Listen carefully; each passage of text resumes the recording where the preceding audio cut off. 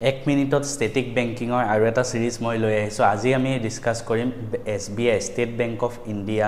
history বিষয় আগতে state bank of India কি আছিল আমি গটেখিনি এই ভিডিওটো জানিম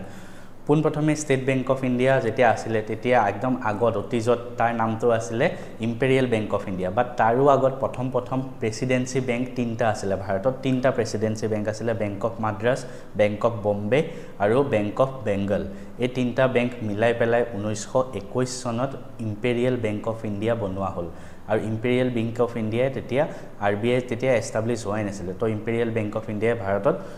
RBI কামবিলাক কৰি আছিল তাৰ পিছত 1935 ত RBI establish hall imperial bank of India তো যেতিয়া 1921 সনত এস্টাব্লিশ হল হেতু 1955 সনত 1955 ত SBI বনোৱা হল SBI একখন আনা হল 1955 ত আৰু 1955 সনৰ 1 জুলাই তাৰিখে ষ্টেট বেংক অফ ইণ্ডিয়া প্ৰতিষ্ঠা কৰা হল আৰু হেতু কাৰণে 1 জুলাইটো সদায় SBI ডে হিচাপে